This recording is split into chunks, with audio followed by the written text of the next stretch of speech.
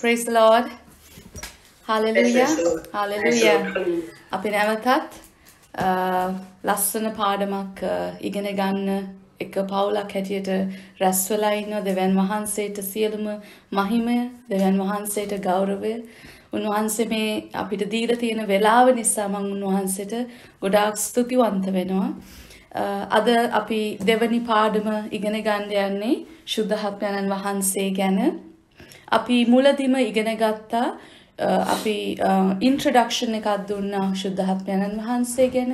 ඒ වගේම අපි ගිය පාඩමේ ඉගෙන ගත්තා ශුද්ධාත්මයන් වහන්සේ කියන්නේ කවුද කියන එක. කවුද මේ ශුද්ධාත්මයන් වහන්සේ? මොකද්ද උන්වහන්සේට තියෙන ගති ලක්ෂණ?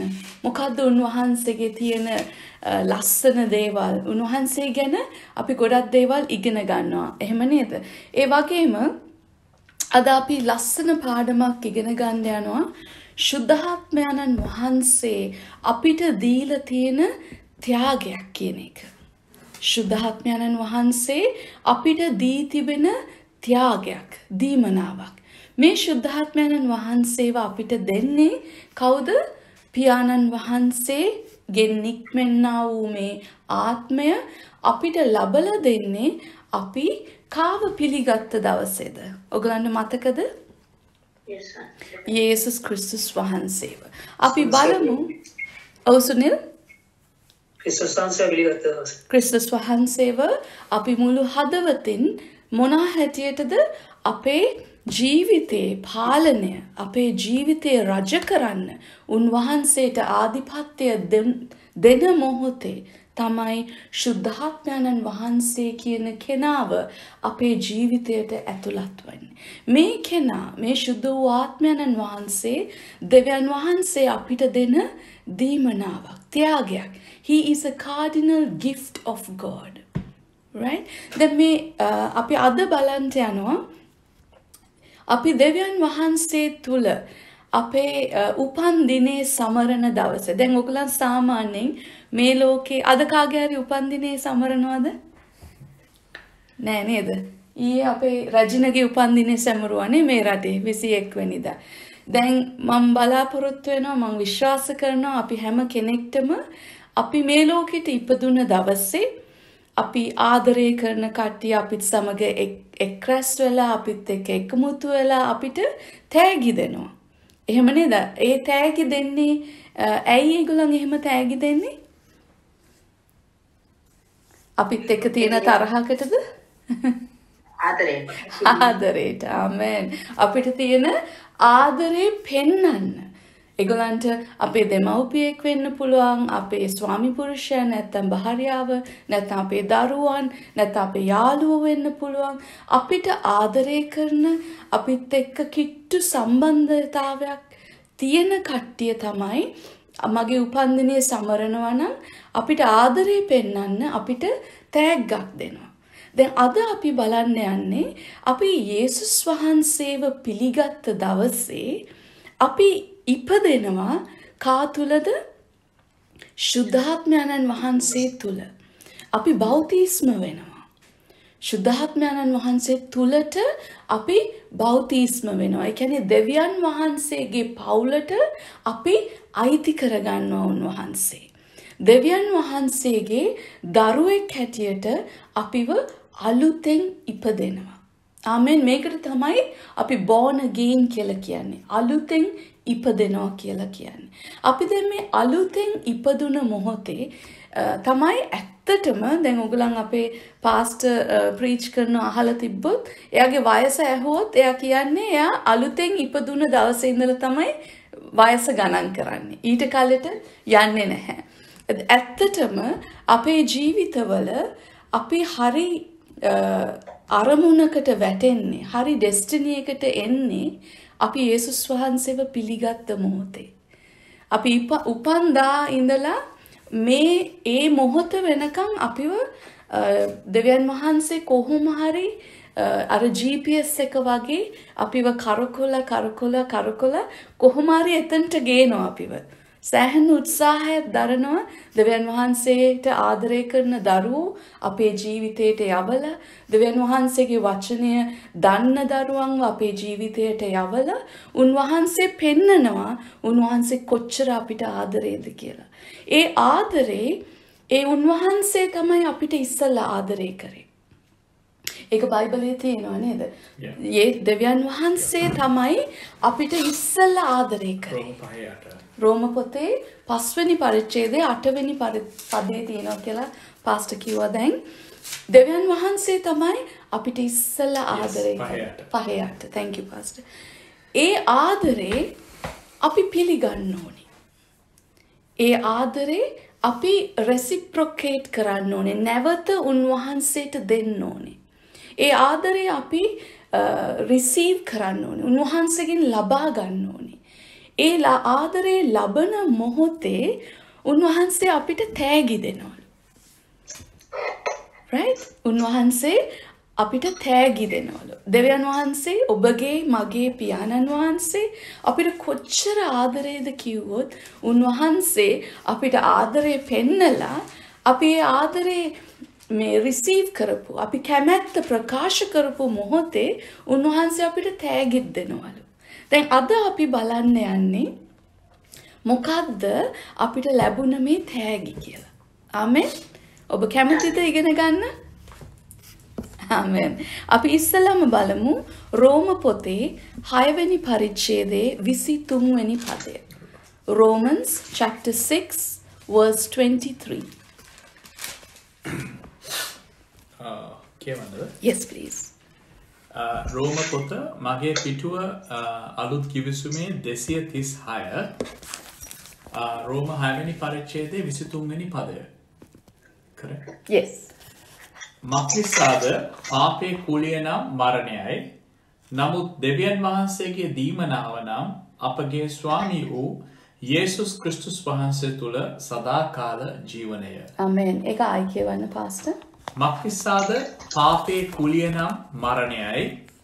නමුත් දෙවියන් වහන්සේගේ දීමනාව නම් අපගේ ස්වාමී වූ යේසුස් ක්‍රිස්තුස් වහන්සේ තුල සදාකාල ජීවනය. ආමෙන්. අපි යේසුස් ක්‍රිස්තුස් වහන්සේව පිළිගත් මුල් දවසේ දෙවියන් වහන්සේගෙන් අපිට ලැබෙන පළවෙනි තෑග්ග සදාකාල ජීවනය. සදාකාල ජීවනය. මෙතන කියනවා රෝම පොතේ 6:23 For the wages of sin is death, but the gift of God, a gift, ත්‍යාගයක්. The gift of God is eternal life.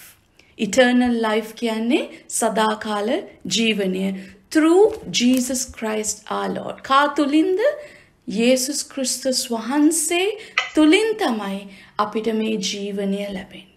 දැන් ඔයගොල්ලෝ හිතන්න මට කියන්න සදාකාල ජීවනය කියන්නේ මොකක්ද කියලා. සදාකාල ජීවනය කියන්නේ මොකක්ද? කාටද කියන්න පුළුවන් මට? නිමක් නැති ජීවිතය. ආයි කියන්න සුනිල්? නිමක් නැති ජීවිතය. අවසානයක් නැති ජීවිතය. අවසානයක් නැති ජීවිතයක්. ආමෙන්. තව මොනවාද? අපි මොනවාද තව දන්නේ සදාකාල ජීවනය ගැන?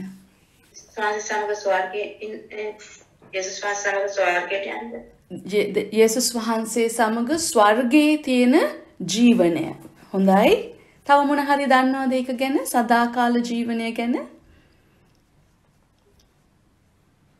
නෑ මං හරි.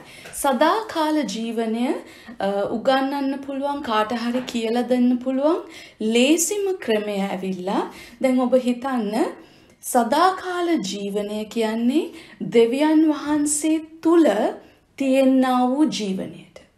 දෙවියන් වහන්සේ කියන්නේ ආත්මයක්. මේ දෙවි කෙනා තුල ජීවනයක් තියෙනවා. ඒ ජීවනයට තමයි සදාකාල ජීවනය කියන්නේ. ඒ වගේම මනුෂ්‍යයට ජීවනයක් තියෙනවා. මනුෂ්‍ය ජීවිතයක්. මනුෂ්‍යයට ආයුෂ කාලයක් තියෙනවා. මනුෂ්‍යයා ඉපදෙන්න විදියක් තියෙනවා. ඒ වගේ ක්‍රම සහ විදියක් තියෙනවා මනුෂ්‍යගේ ජීවිතේට. දැන් සාමාන්‍යයෙන් මනුෂ්‍යෙක්ට අවුරුදු 200කට වැඩිය ජීවත් වෙන්න බෑ. මනුෂ්‍යෙක් බබෙක්ව මේ බබෙක් හම්බෙනකොට අම්මගෙනෙක්ට මාස 10ක කාලයක් තුලදී ඒ බබා බඩ කුසේ හැදිලා තමයි බබා ඉපදෙන්නේ. ඒක තමයි මනුෂ්‍ය ජීවිතයේ ස්වභාවය. මනුෂ්‍යයා උපදින්න ඕනේ, කවදා හරි දවසක මනුෂ්‍යයා මැරෙන්න ඕනේ.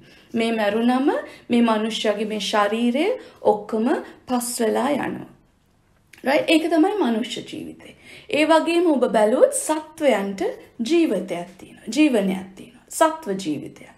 බල්ලන්ට එකක් තියෙනවා, බලලන්ට එකක් තියෙනවා, හාවන්ට එක ජීවනයක් තියෙනවා. ඒ සත්තුන්ට එක කාලයක් තියෙනවා. ඔවුන් කොච්චර දවස්ද හැදෙන්නේ, ඔවුන් බිත්තරයකින්ද එන්නේ, නැත්නම් අම්මගෙනෙක්කින්ද හැදෙන්නේ. ඒ වගේ එක එක සත්තුන්ට එක එක විදියට කාල සීමාවක් ඇතිව සීමා සහිත ජීවනයක් තියෙනවා. ඒ වගේම තව උදාහරණයක් ගත්තොත් අපි ගස් කොළන් දිහා බැලුවොත් වෘක්ෂ ජීවිතයක් තියෙනවා. වෘක්ෂ ජීවිත. දැන් මේ ගස්වලට සදාකාලයෙන් සදාකාලයට මේ ගස් පැල රඳා පවතින්නේ නැහැ. සමහර විට දේශගුණයේ හැටියට ඒව මැරෙනවා. සීතල කාලෙට මැරෙන ගස් තියෙනවා, අවුව කාලෙට මැරෙන ගස් තියෙනවා, දිගින් දිගටම තියෙන ගස් තියෙනවා. ඒ වුණාට ඒ ගස්වලට ආවේනික වූ ජීවනයක් තියෙනවා. ඒකට තමයි වෘක්ෂ ජීවිතය කියන්නේ. ඒ වගේම තමයි සදාකාල ජීවනය කියන්නේ අපේ දෙවිවරු ස්වාමින් වහන්සේ තුල තියෙනා වූ ජීවිතය. දැන් අපි බයිබලයේ බැලුවොත් අපි එදා පාඩමේදී ඉගෙන ගත්තා උත්පත්ති පොතේ පළවෙනි පරිච්ඡේදයේ එතනදී පෙන්නනවා in the beginning දෙවියන් වහන්සේ මට ඒකේ වචනේ පොඩ්ඩක් කියන්න පළවෙනි වචනේ දෙවියන් වහන්සේ අහසත් පොළවත් මැවූසේක කියලානේ. ඔව්. පටන් ගැනීමේදී දෙවියන් වහන්සේ අහසත් පොළවත් මැවූසේක පොළව වනාහි පාළුව හිස්ව තිබුණේය. පටන් ගැනීමේදී දෙවියන් වහන්සේ අහසත් පොළවත් මැවූසේක කියලා. යොහාන් පොතේ පළවෙනි පරිච්ඡේදයේ ඊට පස්සේ අපි බලුවා. දැන් මෙතන පටන් ගැනීම උත්පත්ති පොතේ පටන් ගැනීම දෙවියන් වහන්සේගේ පටන් ගැනීම නෙමෙයි. දෙවියන් වහන්සේ කියන්නේ ආත්මයක්. උන්වහන්සේට පටන් ගැනීමකුත් අවසානයකුත් නැහැ. එලිදරව්ව පොතේ කියන උන්වහන්සේ තමයි ඇල්ෆා, උන්වහන්සේ තමයි ඔමේගා. right? ඒ ඇල්ෆා කියන්නේ the beginning, ඔමේගා කියන්නේ සම්පූර්ණත්වය, the completion. අනන්තයටම උන්වහන්සේ සදාකාලෙන් සදාකාලයට පවතිනවා. එතකොට උත්පත්ති පොතේ පළවෙනි පරිච්ඡේදයේ ඔබ දකින පටන් ගැනීමේදී දෙවියන් වහන්සේ කියන ඒ වචනේ තේරුම මේ ලෝකයේ පටන් ගැනීම. ආදම් සහ ඒවගේ කතාවේ පටන් ගැනීම. ආදම් සහ ඒව කොහොමද මේ දෙවියන් වහන්සේ නැවත ලෝකය මවලා ආදම් සහ ඒවව මවපු කතාව තමයි ඔතන තියෙන්නේ. ඒ පටන් ගැනීම තමයි ඔතන තියෙන්නේ. දැන් අපි ගියොත් යොහාන් පොතේ පළවෙනි පරිච්ඡේදයේ පළවෙනි පදයට පාස්ටර් පොඩ්ඩක් කියවන්න. යොහාන් තුමාගේ සුභාරංචියේ පළවෙනි පරිච්ඡේදයේ පළවෙනි පදය එතන තියෙනවා පටන් ගැනීමේදී වාක්‍යානෝ සිටිසේක. වාක්‍යානෝ දෙවියන් වහන්සේ හා සමග සිටිසේක. වාක්‍යානෝ දෙවියන් වහන්සේව සිටිසේක. උන්වහන්සේ පටන් ගැනීමේදී දෙවියන් වහන්සේ හා සමග සිටිසේක. right. පටන් ගැනීමේදී වාක්‍යානෝ දෙවියන් වහන්සේ හා සමග සිටිසේක. පටන් ගැනීමේදී මේක තමයි ඇත්ත පටන් ගැනීම. දෙවියන් වහන්සේ මෙතන ලස්සන්ට අපිට පෙන්නනවා මුලදී. ඒ කියන්නේ අහස පොළොව මුකුත් මවන්න කලින් දෙවියන් වහන්සේ හිටියා කියලා. මේ දෙවියන් වහන්සේත් සමග කවුද හිටියේ? වාක්‍යානෝ.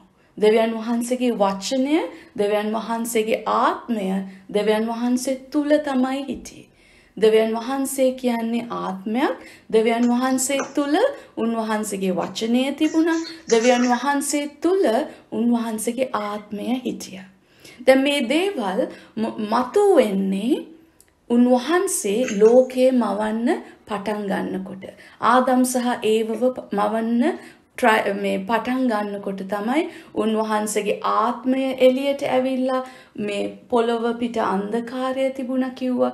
ඒ වතුර පිට මුහුද මත සැරිසරුවා කියලා කිව්වා. ඒ සැරිසරුවට පස්සේ ඒ ඉන්කියුබේට් කරාට පස්සේ Holy Spirit දෙවියන් වහන්සේ වචනය ප්‍රකාශ කරා. ඒ කියන්නේ උන්වහන්සේ තුල තිබුණා වූ ඒ වචනය එළියට ප්‍රකාශ කරපු මොහොතේ ආත්මයන් වහන්සේ හිටියා, දෙවියන් වහන්සේ හිටියා. වචනය එතනට ආපු ගමන් ලෝකය ආලෝකේ මතුණා. ලෝකය හැදුවා. ඝන අන්ධකාරයේ තිබුණ තැන ආලෝකයේ මතුණා. මුහුද පිට ඔක්කොම වතුරෙන් කිසිම දෙයක් නැතුව තිබුණ තැන වතුර වෙන් වෙලා ගොඩබිම මතු වෙලා පක්ෂීන්ව හැදුවා, මත්ස්‍යයන් හැදුවා, සත්තු හැදුවා. ඉර හඳ තාරකායි හැම එකක්ම ලස්සන්ට දෙවියන් වහන්සේ මවලා ආදම් සහ ඒවවත් මැව්වා. උන්වහන්සේ මේ කතාව කියලා දෙන්නේ. ඒ කියන්නේ දෙවියන් වහන්සේ තමයි මවන්නේ. දෙවියන් වහන්සේ යම් කිසි දෙයක් මවනවා නම් ඒ මැවිල්ලෙන් පිට තමයි උන්වහන්සේ ඉන්න ඕනේ. එහෙම නේද? ඔයා යම් කිසි දෙයක් හදනවා නම් ඒ හදන කෙනා ඒ මැවීම තුල ඉන්න බෑනේ. නේද? ඒ හදන කෙනා ඉන්න ඕනේ ඒ මැවිල්ලෙන් පිට. ඒ මැවිල්ලෙන් පිට ඉන්න කෙනෙක්ට තමයි මොන හරි අලුතෙන් දෙයක් මවන්න පුළුවන්. අපිට කියන්න බෑ දෙවියන් වහන්සේ මේ ලෝකයේ ඇතුලේ ඉඳගෙන ලෝකෙ මැවුවා කියලා. එහෙම වෙන්නේ නැහනේ. ලෝකෙන් එළියේ හිටියේ. ලෝකෙන් එළියේ. දැන් හොඳට මතක තියාගන්න. දෙවියන් වහන්සේ කියන්නේ ඔහු තමයි he is the beginning. ඔහු තමයි පටන් ගැනීම. උන්වහන්සේ තමයි කවදාවත් අවසානයක් නැහැ. දෙවියන් වහන්සේට උන්වහන්සේ සදා කාලයට ජීවත් වෙන්නා වූ ආත්මයක්. දැන් උන්වහන්සේ කියනවා අපි යේසුස් ක්‍රිස්තුස් වහන්සේව පිළිගත්ත මොහොතේ අපිට පළවෙනියෙන්ම උන්වහන්සේ දෙන ත්‍යාගය මොකද්ද? උන්වහන්සේ තුල තියෙනා වූ මේ ජීවනය උන්වහන්සේ අපිට පූජා කරනවා. අපිට පුද කරනවා. ඔබටයි මටයි. හිතන්න දැන් ඔබයි මායි තුල තියෙන්නේ මොන ජීවනයක්ද? අපිට තියෙන්නේ සත්තුන්ගේ ජීවනයක්ද? අපිට තියෙන්නේ මිනිස්යාගේ ජීවනයක්ද? දැන් අපිට දීලා තියෙන්නේ දෙවියන් වහන්සේ තුල තිබුණා වූ ඒ ජීවනයමයි. අපි තවත් බලමු යොහාන් පොතේ 3 වෙනි පරිච්ඡේදයේ 15-16. යොහාන් සුද්ධ යොහාන්. දැන් මම මේ වචනයම බයිබල් පද 3-4ක් අරගෙන නැවත අපි බලන්න යනවා. මොකද එතකොට ලස්සනට අපිට තේරෙන්න යනවා දෙවියන් වහන්සේගේ මහත් වූ ක්‍රියාව මොකක්ද කියලා අපේ ජීවිතේ. යොහාන් 3:15-16. මගේ බයිබලයේ අලුත් කිවිසුම පිටුව 141 යොහාන් 3 වෙනි පරිච්ඡේදයේ 15 වෙනි පදය සහ 16 වෙනි පදය. සදාකාල ජීවනය ලබන පිණිස ඔසෝනු ලබන්ට ඕනෑයයි කීසේක. මක්නිසාද දෙවියන් වහන්සේ ස්වකීය ඒකජාතක පුත්‍රයාණන් දෙන තරම් ලෝකයාට ප්‍රේම කළසේක. එසේ කළේ උන්වහන්සේ කෙරෙහි අදාගන්න සෑම දෙනාම විනාශ නොවී සදාකාල ජීවනය ලබන පිණිසය. ආමෙන්. ආමෙන්. අපි ඒක ආයි කියවමුද? උන්වහන්සේ කෙරෙහි අදාගන්න සෑම දෙනාම සදාකාල ජීවනය ලබන පිණිස. දැන් උන්වහන්සේ කියන්නේ කවුද? යේසුස් ක්‍රිස්තුස් වහන්සේ. right. ඔසෝනු ලබන්ට ඕනෑයි කීසේක. මක්නිසාද දෙවියන් වහන්සේ ස්වකීය ඒකජාතක පුත්‍රයාණන් දෙන තරම් ලෝකයාට ප්‍රේම කළසේක. එසේ කළේ උන්වහන්සේ කෙරෙහි අදාගන්න සෑම දෙනාම විනාශ නොවී සදාකාල ජීවනය ලබන පිණිසය. ආමෙන්. එතකොට මේ ලෝකෙට ඉපදෙන හැම දරුවෙක්ම අවුරුදු 100ක් 150ක් වැඩි වුණොත් 200ක් ඉඳලා මැරෙන්න යනවා. right? නමුත් යේසුස් ක්‍රිස්තුස් වහන්සේව පිළිගන්න හැම දෙනාම මෙතන තියෙන සියලුම දෙනාම යේසුස් ක්‍රිස්තුස් වහන්සේව පිළිගන්න පුත්‍රයාව පිළිගන්නා වූ ඕනම කෙනෙක් කවදාවත් මින්මත්තේ මැරෙන්න යන්නේ නැහැ. දැන් මේ මැරෙන්නවා කියලා කියන්නේ මොන මරණයද කියලා අපි තවත් බලන්න යනවා. අපි බලමු තවත් බයිබල් වචනයක් ක්‍රියා පොතේ The Book of Acts දෙවනි පරිච්ඡේදයේ 21 ඉඳලා 21 මගේ බයිබලයේ පිටුව 180 අලුත් කිවිසුම. One second. Book of Acts chapter 2 verse 21. ක්‍රියා දෙවන පරිච්ඡේදයේ 21 වෙනි පදයේ සිට ස්වාමින් වහන්සේගේ නාමයෙන් යාඥා කරන කවරෙක් ගැලවනු ලබන්නේ යයි දෙවියන් වහන්සේ කීසේක. ඒක පොඩ්ඩක් ආයෙ කියන්න පාස්ටර්. ස්වාමින් වහන්සේගේ නාමයෙන් යාඥා කරන කවරෙක් ගලවනු ලබන්නේ යයි දෙවියන් වහන්සේ කීසේක. ආමෙන්. මේක තමයි අපි එදා ඉගෙන ගත්තේ යේසුස් ක්‍රිස්තුස් වහන්සේගේ නාමය පිළිගන්න ඕනම කෙනෙක්ව දෙවියන් වහන්සේ උන්වහන්සේගේ දරුවෙක් බවට පත් කරනවා කියලා. අපි එදා බැලුවා පිලිප්පි පොතේ දෙවෙනි පරිච්ඡේදයේ උන්වහන්සේගේ නාමය උසස් කරාලු. අනිත් හැම දෙයකටම වඩා මේ ලෝකේ තියෙන ඕනම දෙයකට වඩා යේසුස් වහන්සේගේ නම තමයි උසස් කරලා තියෙන්නේ. ඒ නාමය and it shall come to pass that whosoever shall call on the name of the Lord shall be saved. එතකොට දෙවියන් වහන්සේට කිසි how do you say he doesn't segregate? වෙන් කරන්නේ නැහැ. දෙවියන් වහන්සේ වෙන් කරන්නේ නැහැ මිනිස්සයව. ඔබ හිතනවා ඇති එක්කෙනෙක් පාපිෂ්ටයි කියලා. ඔබ හිතනවා ඇති ඒ මිනිස්සයා හරිම නරක කෙනෙක් කියලා. ඔබ හිතනවා ඇති මේ මිනිස්සයාට නම් කිසිම සමාවක් දෙන්නේ නැහැ කියලා. මිනිස්සෙක් හැටියට ඔබට විවිධාකාර හැඟීම් තියෙන්න පුළුවන්. නමුත් දෙවියන් වහන්සේ හැම මිනිස්යාම ඒකාකාර එක විදියකට තමයි සලකන්නේ. දෙවියන් වහන්සේ මිනිස්යාව වෙන් කරලා මනින්නේ නැහැ. ඔබගේ රස්සාවෙන්, ඔබගේ ස්ටේටස් එකකින්, ඔබට ඉංග්‍රීසි පුළුවන්ද බැරිද, ඔබ ඉගෙනගෙනද නැද්ද, මේ කිසිම දෙයක්. ඔබ කළුද සුදුද, ඔබ ලස්සනට ඇඳගෙනද ඉන්නේ, ඔබට සල්ලි තියෙනවද නැද්ද, මේ කිසිම දෙයකින් දෙවියන් වහන්සේගේ ප්‍රේමය ඔබව වෙන් කරන්න බෑ. මේ කිසිම තරාතිරමක් දෙවියන් වහන්සේ බලන්නේ නැහැ.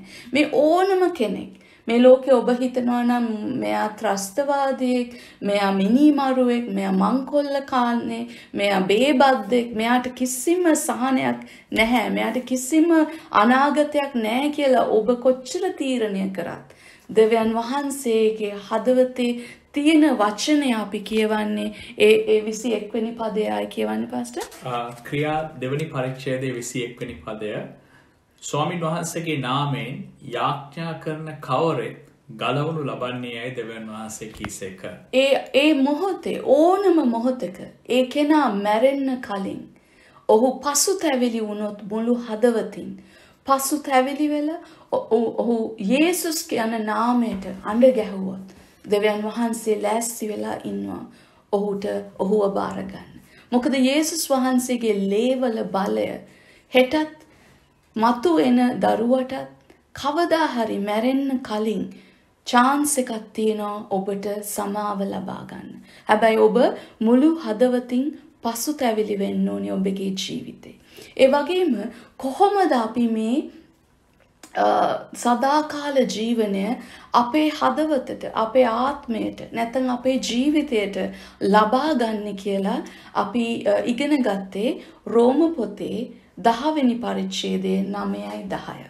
අපි බලමු අපි මේක ඇත්තටම ඔයගලන්ට පුළුවන් නම් YouTube එකේ, Facebook එකේ Faith Church Ministries Sinhala branch කියලා සිංහල Bible study එක යටතේ අපි කරා salvation ගැලවීම සැබෑ ගැලවීමේ පන්ති අපි කරලා තියෙනවා.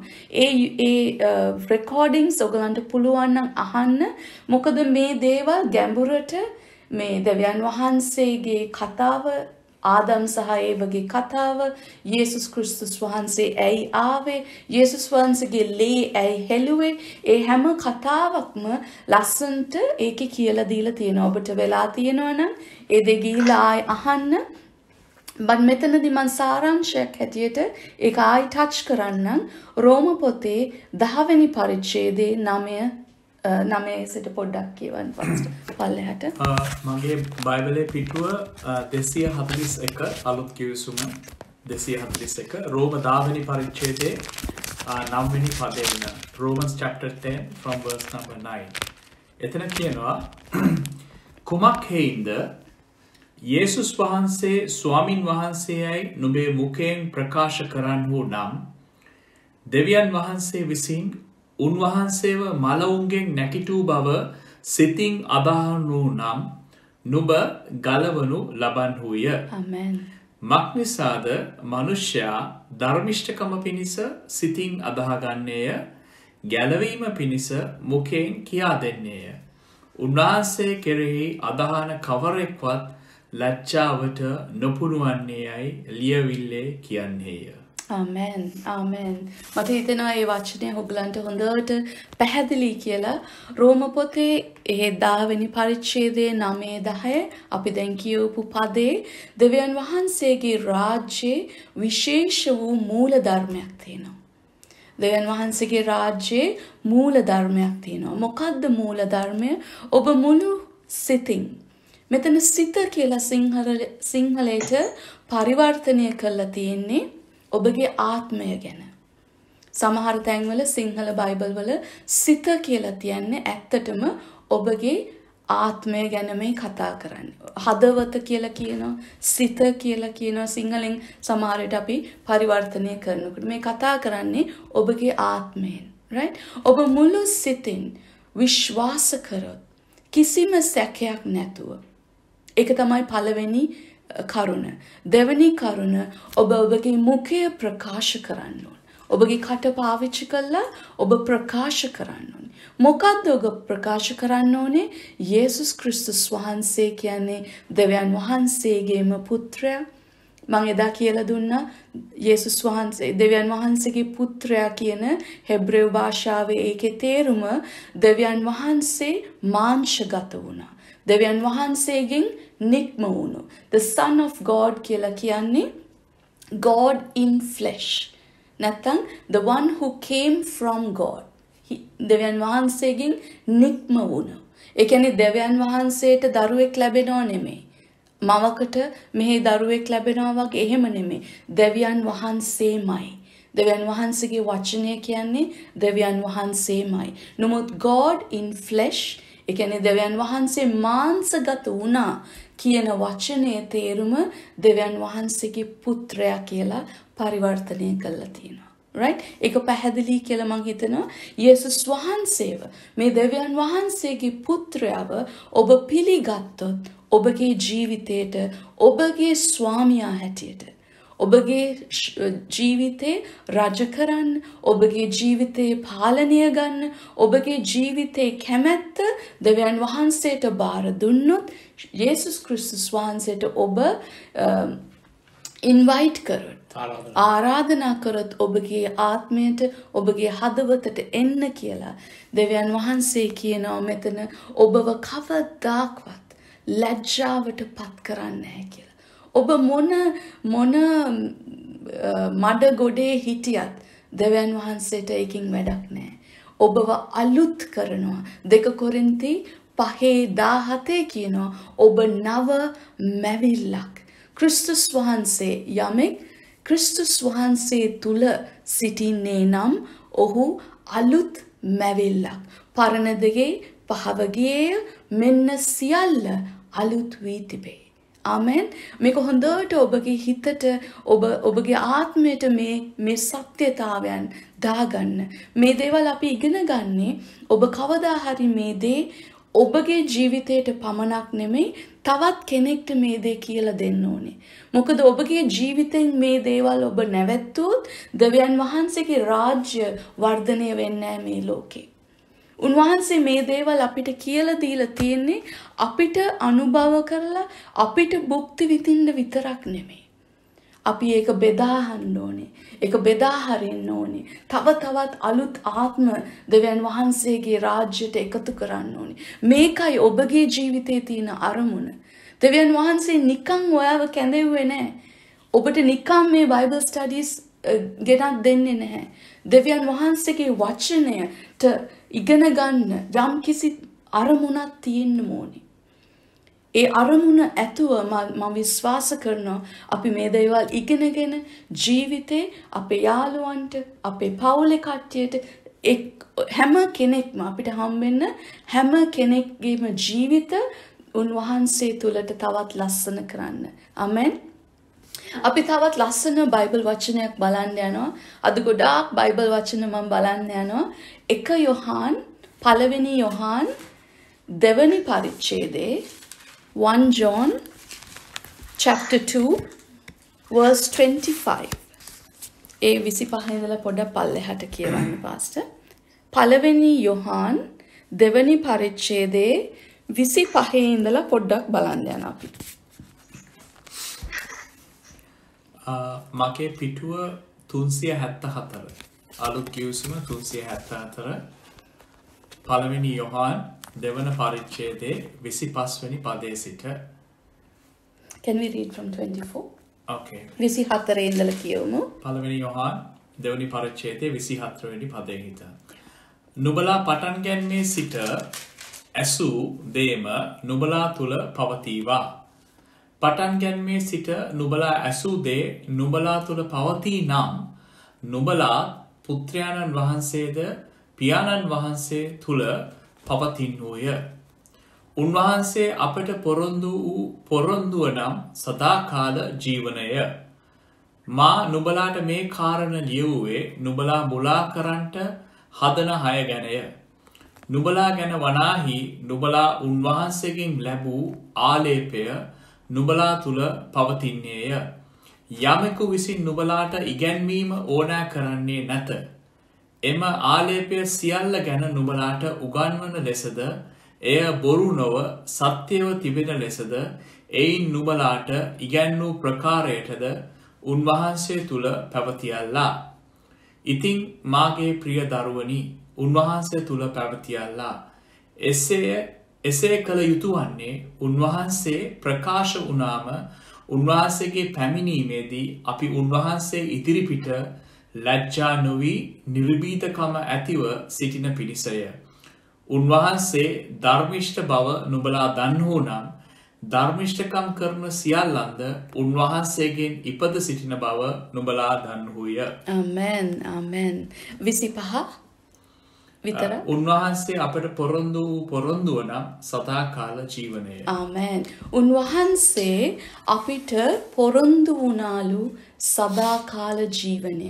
මතක තියාගන්න පරණ කිවිසුමේ බයිබලේ පරණ කිවිසුමේ දෙවියන් වහන්සේ දී තිබෙන්නා වූ ඕනෑම පොරොන්දුවක් අලුත් කිවිසුමේ අපේ ජීවිතවලට ඔව් සහ ආමෙන්. ඔබටයි මටයි මේ දේවල් පොරොන්දු නෙමෙයි. පොරොන්දු කියන්නේ මොකද්ද? පොරොන්දුවක් කියන්නේ තාම ඔබට ලැබිලා නැහැ ඒකනේ. පොරොන්දුවක් වෙනවා කියන්නේ මම දෙන්න බලාගෙන ඉන්නවා. ඔබට ලැබෙන්න බලාපොරොත්තුවක් තියෙනවා. නමුත් තාම ලැබිලා නැහැ. මේ කතාවේ අලුත් කිවිසුමේ ඔබයි මායි යේසුස් වහන්සේ තුලට ආපු මොහොතේ පරණ කිවිසුමේ දෙවියන් වහන්සේ දුන්නා වූ හැම පොරොන්දුවක්ම දැන් අපේ ජීවිතේ ඔව් සහ ආමෙන්. ඒක ඉෂ්ට වෙලා ඉවරයි.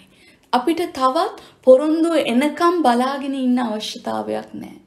The promises are no longer promises for us. It is done in the name of Jesus. ඔබ යේසුස් ක්‍රිස්තුස් වහන්සේව පිළිගත් මොහොතේ සදාකාල ජීවනය ඔබට දීලා ඉවරයිලු දෙවියන් වහන්සේ. ඔබ දැන් ආයි කවදාක්වත් මැරෙන්නේ නැහැලු. ඔබ ආමෙන් කියන්න. ඔබ මේ දේවල් අහනකොට මේ දේවල් නිකම් පුහු වචන නෙමෙයි. මම නෙමෙයි කතා කරන්නේ. ඔබට දෙවියන් වහන්සේගෙන් ලැබෙනා වූ this is a blessing. ඔබ ඒක receive කරන්න ඕනේ. ඒ වගේම අපි අද ඉගෙන ගන්න පාඩමක් නෙමෙයි මේ අපේ ජීවිතේට දෙවියන් වහන්සේ දෙන්නා වූ සම්පතක් මේක. මොකද නොදැනුවත්කම නිසා දෙවියන් වහන්සේගේ ක්‍රිස්තියානි දරුවෝ දෙවියන් පිට දරුවෝ ගැන කතා කරන්න ඕනේ නැහැ අපි. මේ යේසුස් වහන්සේ තුල ඉන්නා වූ ක්‍රිස්තියානි කියන දරුවෝ තාම දෙවියන් වහන්සේගේ වචනය දන්නේ නැතිකම නිසා ඔවුන් නොමග යනවා. දන්නේ නැතිකම නිසා ඔවුන් හිඟමනේ ඉන්නවා. දන්නේ නැතිකම නිසා ඔවුන් ලෙඩ වෙනවා. අමාරුකම් තුලින් යනවා. මේ වචනේ ඇත්තටම ඔබගේ හදවතට ඔබගේ ආත්මයට ඔබ දරාගත්තොත් ඒක grasp කරන්න ඕනේ. ඔබ ඒක බලෙන් ඇදලා ගන්න ඕනේ. grasping කියන්නේ අර පොඩි බබෙක්ට මොන හරි toy එකක් මේ සෙල්ලම් බඩුවක් දෙන්න බලන්න. ආයි ගන්න try එකක් දෙන්න දෙයිද කියලා. ඔයා ඒ බබාට වඩා කොච්චර ශක්තිමත් වුණත් එයා ඒක අතාරින්නෙම නැහැ. අන්න ඒ වගේ තමයි ඔබයි මායි ඉන්න ඕනේ දෙවියන් වහන්සේගේ වචනයට. දෙවියන් වහන්සේගේ වචනය අපේ හදවතට ආපු ගමන් අපි ඒක අල්ලගෙන ඉන්න ඕනේ මුළු ශක්තිය දාලා. මොකද ඔයා අතහැරපු දවසේ තමයි ඔබට අමාරු වෙන්නේ මේ ජීවිතේ. ඒක අල්ලගත්ත දවසේ ඔබට විරුද්ධව මොන තරම් දේවල් ආවත් ඔබව වැටෙන්නේ නැහැ. ඔබට විරුද්ධව කඳු නගින්න පුළුවන්. නමුත් ඔබ හිට ගන්න යනවා දෙවියන් වහන්සේගේ නාමයෙන්. ඔබ මේ දේ හොඳට හිතට දාගන්න. eternal life සදාකාල ජීවනය. දැන් මං කිව්වා ඔබට මේ දේ ලැබුණ මොහොතේ ඉඳලා ඔබ කවදාවත් මැරෙන්නේ නැහැ කියලා. දැන් ඔබ විශ්වාස කරනවද මේ වචනේ? ඔබ මට කියන්න. ඔබ මුළු හදවතින් විශ්වාස කරනවද ඔබට සදාකාල ජීවනය ලැබුණා කියලා? ඔව් ආමෙන්. ඔබ විශ්වාස කරනවා නම් ඔබගේ මේ ශරීරය මතකනේ අපි ඉගෙන ගත්තා මනුස්සෙක්ට කොටස් 3ක් තියෙනවා. ආත්මය, ප්‍රාණය, ශරීරය. right? මේ ප්‍රාණය කිය ආත්මය තමයි ඔයා. මතකනේ දෙවියන් වහන්සේ අපිව මැව්වා කියලා අපි කිව්වා උන්වහන්සේගේ ස්වරූපයටයි සමානත්වය. උන්වහන්සේ කියන්නේ ආත්මයක් නිසා ඔබයි මාත් ආත්මයක්. ප්‍රාණය කියන්නේ ඔබ ඉපදිච්ච මොහොතේ මේ ලෝකෙට ඔබට හුස්ම ලැබුණා, ඔබට මනසක් ලැබුණා, ඔබට සිතුවිලි තියෙනවා, ඔබට හිතන්න පුළුවන්, ඔබට decisions ගන්න පුළුවන්. ඒ කියන්නේ what is decision? තීරණ ගන්න පුළුවන් life එකේ. එතකොට ඔබට පුළුවන් තර්ක කරන්න යම්කිසි විද්‍යාවක්, යම්කිසි පොතක්, යම්කිසි කාරණාවක් ඔබ ඉදිරියේ තැබ්බොත් ඔබට තර්ක කරන්න පුළුවන්. ඒ තර්කානුකූල හැකියාව තියෙන්නේ ඔබගේ ආත්මය නෙමෙයි ඔබගේ ප්‍රාණය, ඔබගේ මනසේ. ඒ වගේම මේ මනස නැත්තම් ප්‍රාණය කියන කොටසට අයිති වෙනවා ඔබගේ හැඟීම්. ඔබගේ දුක, ඔබගේ සන්තෝෂය, ඔබට අර සමහර දවස් හොඳට ඉන්නවා, සමහර දවස් වැටෙනවා, සමහර දවස් කේන්ති යනවා. ඔය හැඟීම් ඔබගේ තියෙන හැම හැඟීමක්ම තියෙන්නේ ඔබගේ ප්‍රාණේ. ඒ වගේම තව කොටසක් තියෙනවා ඔබගේ ප්‍රාණේ ඔබගේ කැමැත්ත. ඔබගේ කැමැත්ත තියෙන්නේ ඔබගේ ප්‍රාණේ. ඒ කැමැත්ත ඇතුව තමයි දෙවියන් වහන්සේ ආදම්ව මැව්වේ. right? ඒ වගේම ඔබගේ තුන්වෙනි කොටස මොනවාද? ඔබගේ ශරීරය. දැන් මේ ශරීරය මං කිව්වා ඉන්ද්‍රයන් පහක් තියෙනවා. ඒ ඉන්ද්‍රයන් පහ තමයි මේ ශරීරය පාලනය කරන්නේ. ඔබට ඇහෙන දේ, ඔබට දකින දේ, ඔබට මහන්සිය දැනෙනවා. හැම එකක්ම හිතලා බලන්න අපේ ජීවිතේ. ඔබට වැඩට ගිහිල්ලා ආවම මහන්සි කියනවා. මොන හරි එකක් කරාම අයියෝ මේක හරි නෑ කියනවා. මට හරි දුකයි. ඒ හැඟීම් බර ජීවිතයක්. නැත්තම් යම්කිසි ඔබගේ පරිසරයේ ඇතිවෙන්නා වූ ක්‍රියාවකට ඔබගේ ශරීරයෙන් මතුවෙන්නා වූ ප්‍රතිචාරය. ඒවා තමයි ඔබගේ ශරීරයට අයිති වෙන්නේ. රස්නේ වැඩි නම් අත ටක් ගාලා මෙහෙම ගන්නව නේද? මොන හරි රස්න එකක්. ඒක ඔබගේ ශරීරයේ තියෙන ප්‍රතිචාරයක්. ඒක ඔබගේ මනසෙන් හිත ආත්මයෙන් යාඥා කර ඉන්න ඕනේ නෑනේ. මොන හරි උණු එකක් අල්ලපු ගමන් අත මෙහෙම වෙනවා නේද? අන්න ඒ වගේ තමයි. දැන් මේ ආත්මය, ප්‍රාණය, ශරීරය, your spirit, your soul and your body. මේ කොටස් තුන ගැන බැලුවොත් ඔබගේ ශරීරය මරණයට යනවා. මොකද මේ ශරීරය හැදිලා තියෙන්නේ ඔබගේ අම්මගෙන් ලැබිච්ච මේ ශරීරය. මේ පස් වලින් තමයි මේ ශරීරය හැදුවේ. මතකද දෙවියන් වහන්සේ ආදම්ව මැව්වේ පස් වලින්, right? පොළවේ පස් අරගෙන තමයි ආදම්ව මැව්වේ. ඒ වගේම මේ ශරීරය මැරෙනවා කවදා හරි දවසක.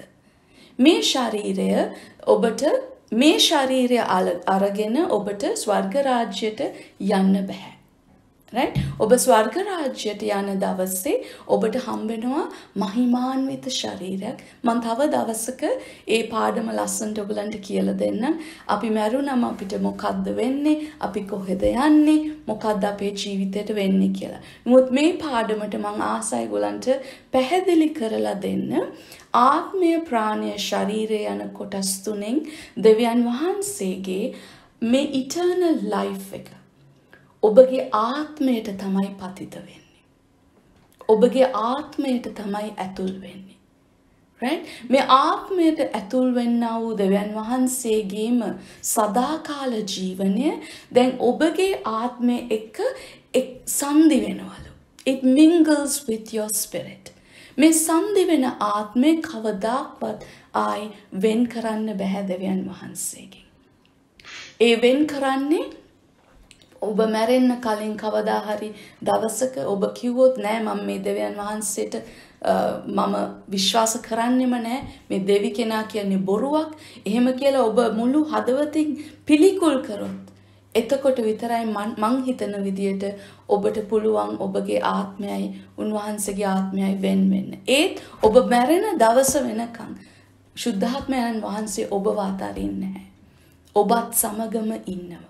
එතකොට අපි මේ සදාකාල ජීවනය කියලා මෙතනද අපිට ලැබුණ ත්‍යාගය ඔබගේ ආත්මය අදින් පස්සේ කවදාවත් මැරෙන්නේ නැහැ. මේ ආත්මයයි මේ ප්‍රාණයයි ඔබ මැරුණ දවසට නැවත යනවා දෙවියන් වහන්සේ සමග. ඔබට අලුත් ශරීරයක් දෙවියන් වහන්සේ ලබලා දෙනවා. මහිමාන්විත ශරීරයකින් තමයි ඔබ නැවත යේසුස් වහන්සේ සමග එක්සිට් වෙන්නේ, එකමුතු වෙන්නේ. right? ඒක හොඳට පැහැදිලිද? සදාකාල ජීවනය ඔබට ලැබෙන්නේ නැහැ ඔබ ස්වර්ගයට ගිය දවසේ. ඒ සදාකාල ජීවනය තියෙන්නේ ඔබ තුලයි. දැන් අපි දෙවනි කාරණයට යමු. අපිට මොනවාද ලැබෙන තෑග්ග කියලා දෙවියන් වහන්සේගෙන්. අපි බලමු රෝම පොතේ 5 වෙනි පරිච්ඡේදයේ 17 වෙනි පදය. රෝම පොතේ 5 වෙනි පරිච්ඡේදයේ 17 වෙනි පදය. Romans 5:17.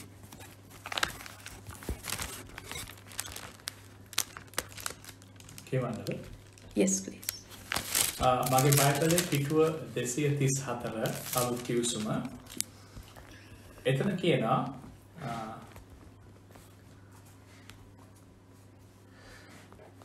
මක්නිසාද එක්කෙනෙක්ගේ වරද නිසා ඒ කෙනා කරුණ කොටගෙන මරණය රජකා කළේ නම් කරුණාවේද ධර්මිෂ්ඨකමද නැමැති දීමනාවේ බහුලත්වය ලබන අය එක්කෙනෙකු වූ යේසුස් ක්‍රිස්තුස් වහන්සේ කරුණ කොටගෙන ඊට වඩා ජීවනයෙහි රජකම් කරන්නේය. Want to read again? Yeah, please. මක්නිසාද එක්කෙනෙක්ගේ වරද නිසා ඒ එක්කෙනා කරුණ කොටගෙන මරණය රජකම් කළ වී නම් කරුණාවේද ධර්මිෂ්ඨකමද නැමැති දීමනාවේද බහුලත්වය ලබන අය එක්කෙනෙකු වූ යේසුස් ක්‍රිස්තුස් වහන්සේ කරුණ කොටගෙන ඊට වඩා ජීවනයෙහි රජකම් කරන්නේය. ආමෙන්. මෙතනදී කතා කරන්නේ ඔබට මතකනේ ආදම්ගේ කතාව. එක්කෙනෙක්ගේ වරද කවුද එක්කෙනා වරද කරේ? ආදම්. අපේ මුල් මැවිල්ල. ඒ ආදම් කරපු වරද නිසා යක්ෂයාගේ තුල තිබුණු පාපය මනුෂ්‍ය ජීවිතයටම මනුෂ්‍ය සංහතියටම ඇතුල් වෙනවා. මනුෂ්‍යයාගේ තුලට ඇතුල් වෙන්නේ මොකද්ද? පාපය. පාපය කරන කොටගෙන ඔවුන්ට මරණය අයිති වුණා. ඉස්සෙල්ලා ආදම්ට මරණය අයිති වුණාද? නැහැ. ඔහු තුල තිබුණේ දෙවියන් වහන්සේගේ සදාකාල ජීවනය. ඒ දෙවියන් වහන්සේගේ ජීවනය ඔහුගෙන් ඈත් වෙනවා. ඔහු දෙවියන් වහන්සේගේ වචනයට අකීකරු වෙච්ච මොහොතේ. ඔහු යක්ෂයාගේ වචනයට කීකරු වෙලා යක්ෂයාගේ අතට ඔහුගේ තියෙන ආධිපත්‍යය බාර දෙනවා. එතකොට ඔහුට එතනදී නැති වුණේ මොකද්ද? ඔහුගේ සදාකාල ජීවනය නැති වුණා. දෙවියන් වහන්සේ සමග තිබුණු කිට්ටු සම්බන්ධතාවය ඔහුට නැති වුණා. ඔහුට හිමි වුණේ මොකද්ද? මරණය. පාපය, මරණය මේ ලෝකයට ඊට පස්සේ ඇති වුණා. ආදම් නිසා. එතකොට මෙතන කියනවා ඒ 17 වෙනි පදයේ පරිච්ඡේදයේ for if by one man's offense death reigned by one. එයා කියන එක්කෙනාගේ වරද නිසා මේ මරණය කියන දේ රජකම් කරාලු. මරණය කියන දේ රජකම් කරාලු. නිකන් හිටියේ නෑ.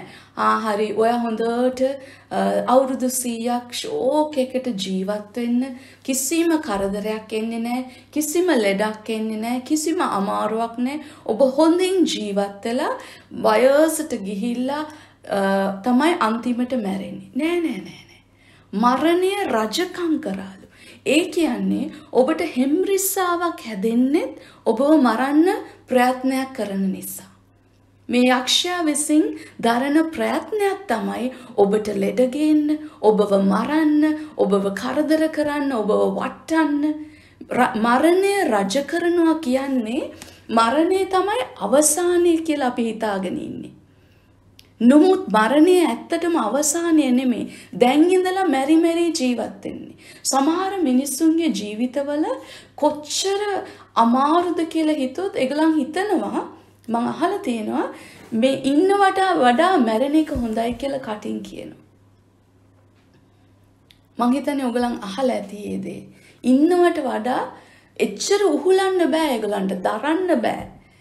මෙතනද කියන්නේ මේ යක්ෂයා විසින් කරපු දේ කොච්චර දරුණුද කියලා මේ මරණය මිනිසුන්ගේ ජීවිතේ රජකම් කරනවලු.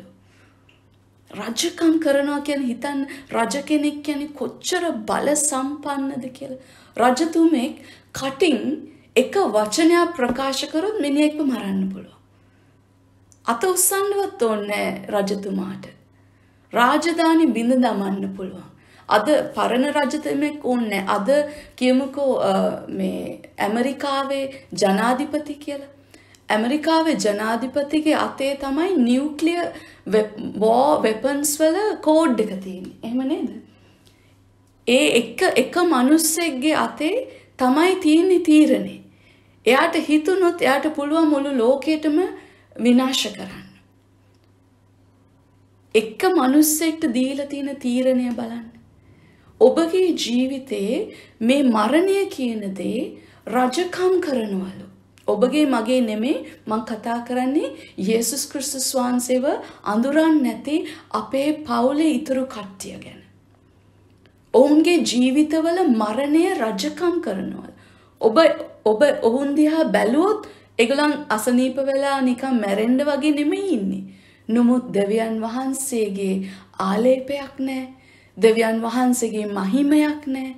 දෙවියන් වහන්සේගේ ප්‍රේමයෙන් ඈත් වෙලා කිසිම මේ මොනවාද පීස් එකක් නැහැ ලයිෆ් එකේ, සන්තෝෂයක් නැහැ. හැමතිස්සෙම කේන්තියෙන් ඉන්නවා ඇති, දුකෙන් ඉන්නවා ඇති, ප්‍රශ්න පිට ප්‍රශ්න කොයි වෙලේ ඇහුවොත් අයියෝ වැඩක් නැහැ, ඔහේ ඉන්නවා අපි, ඔහේ ජීවත් වෙනවා.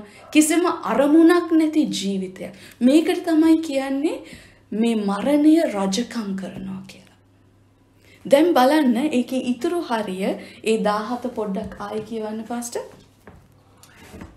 මක් නිසාද එක්කෙනෙකුගේ වරද නිසා ඒ එක්කෙනා කරුණ කොටගෙන මරණය රජකම් කලවී නම් මරණය රජකම් කළේ වී නම් කරුණාවේද ධර්මිෂ්ඨකමද නැමති දීමනාවේද බහුලත්වය ලබන අය එක්කෙනෙකු වූ යේසුස් ක්‍රිස්තුස් වහන්සේ කරුණ කොටගෙන ඊට වඩා ජීවනයේ රජකම් කරන්නුය. ආමෙන් ආමෙන්. එතනදී කතාව ඉවර නැහැ. එතනද යේසුස් වහන්සේ කවුද අපිට කරුණාවයි righteousness ධර්මිෂ්ඨකම. යේසුස් වහන්සේ මේ ලෝකෙට ආවේ ඔබට නැති වුණා වූ ඒ දේ කරුණාවද ධර්මිෂ්ඨකමද ඔබගේ ජීවිතයට ආයි ඇතුළත් කරන්න. ඔබ හිතනවා නම් යක්ෂයාටයි පාපයටයි මරණයටයි 100% බල සම්පන්නයි කියලා. ඒ 100,000ක් දෙවියන් වහන්සේගේ යේසුස් වහන්සේගේ ධර්මිෂ්ඨකම අපේ ජීවිතේ රජ කරන්න පුළුවන්. ආමෙන්. උන්වහන්සේගේ ධර්මිෂ්ඨකම තමයි අපිට ලැබුණු දෙවෙනි තෑග්ග. දෙවියන් වහන්සේ අපිට දුන්නා වූ පළවෙනි තෑග්ග සදාකාල ජීවනය. ඒ වගේම දෙවියන් වහන්සේ අපිට දුන්නා වූ දෙවෙනි තෑග්ගය ධර්මිෂ්ඨකම. ඔබ පස්සේ ලියාගෙන පස්සේ මේක කියවන්න. Psalm 24 verse 5 Psalm is ගීතාවලිය 24 පස්වෙනි පදේ. එතනත් ලස්සන්ට කියලා තියෙනවා ධර්මිෂ්ඨකම අපිට ලැබෙනවා කියලා. දැන් ධර්මිෂ්ඨකම කියන්නේ මොකද්ද?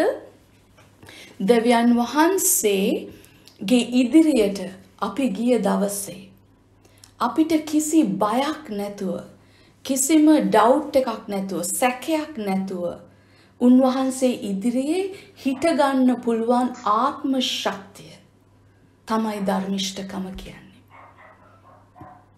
හොඳට කල්පනා කරලා බලන්න. දැන් ඔබ හිතන්නේ ඔබ පාපිෂ්ඨ ජීවිතයක්, ඔබ පව්කාරයෙක්, ඔබ වටින්නේ නැහැ දෙවියන් වහන්සේගේ ප්‍රේමය ලබන්න. මේ ලෝකේ ඉන්න මිනිස්සු හරි පව්කාරයෝ. එහෙමනේ අපි හිතාගෙන හිටියේ. අපි ඔක්කොම පාපිෂ්ඨයෝ, දෙවියන් වහන්සේගේ මහිමෙන් හීන වෙලා, වැටිලා, වැරදි කරනවා.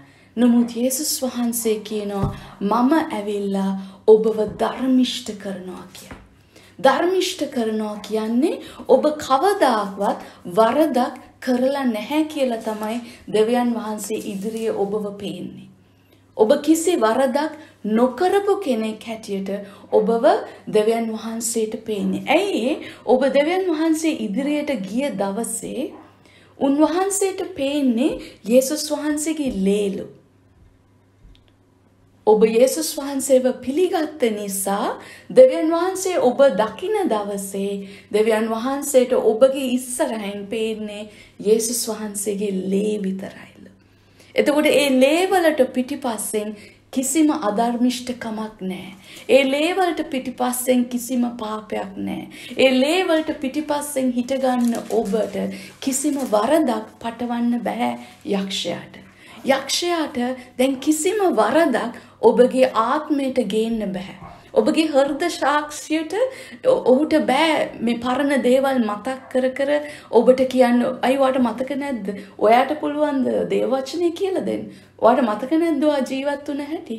ඔයාට මතක නැද්ද ඒ කාලේ ඔය බෝතලේ ගාපු ලස්සන? ඔයා හිතනවා දැන් ඔයා ධර්මිෂ්ඨයි කියලා. උන යක්ෂයා අපේ කටට අපේ කනට ওই වගේ කතන්දර තමයි ගේන්නේ. නමුත් යේසුස් වහන්සේගේ වචනයෙන් අපිට සනාථ කරනවා. අපිට කිසිම බයක් නැතුව නිර්භීතව දෙවියන් වහන්සේ ඉදිරියේ හිටගන්න පුළුවන් ශක්තිය තෑග්ගක් හැටියට අපිට උන්වහන්සේ දෙනවලු.